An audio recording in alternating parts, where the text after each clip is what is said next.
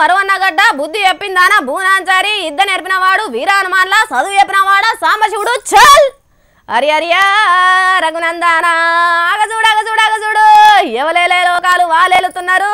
HF టీవీని సుజాత ఏలుతున్నది. ఏలుకుంటా జోర్దార్ వార్తలు చెప్తున్నది. అబ్బా ఇట్లా ఒగ్గుగా తింటా అంటే ఎట్లుంటుందో ఇంట్లో నాయనమ్మలను తాతలను అడుగురి చెప్తారు. నేనెందుకు ఒగ్గు వార్త తెచ్చిన్నో గీ ముచ్చటింటి ఎర్రికైతుంది.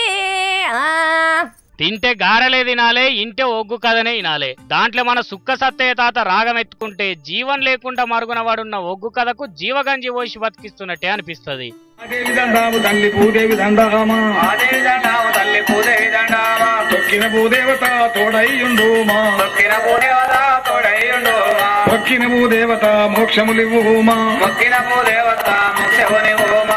ప్రతి కథల తెలంగాణ పల్లె పదాలు ఎతలు కథలుగా మలిసి కారెడ్డాలు జత కలిపి సత్తయ్య తాత ఒగ్గు కథ కమ్మలుగా తాలింపేసి చెప్తుంటే చెవులు రిక్కిచ్చినుడే తప్ప కాళ్ళు కదలై. నిన్నీయాల టీవీలో వచ్చి చెడగొట్టినాయి గాని ఇప్పటికీ ఒగ్గు కథ అందం ఒగ్గు కథదే.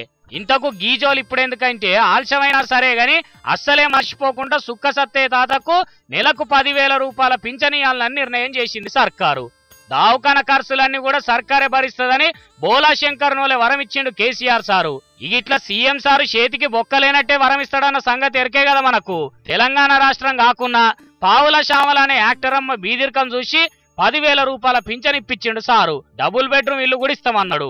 ఆటగాళ్లు పాటగాళ్లను కూడా గీతీర్లనే కడుపులో పెట్టుకున్నాడు. తెలంగాణ వచ్చి 2.5 ఏళ్లైనాక గింత దబ్బున ఈ పెద్ద మనిషిని ఆది పెట్టుకుని ఒగ్గు కల మీద మమకారం చాటుకున్నందుకు సారుకు దండం పెట్టుకోవాల్సిందే. అట్లనే గదే పెద్ద మనసుతో కర్మ కళాకారులను కూడా ఆదుకోండి సారు, మా కడుపులు మారుతున్నాయి, అసలు ధర్నాలు చేసే కళాకారులే ఉండకుండా చూడు సారు అని కోరుతున్నారు. కథలు చెప్పుకుంటా బువ్వు అడుక్కునేటోళ్ళు.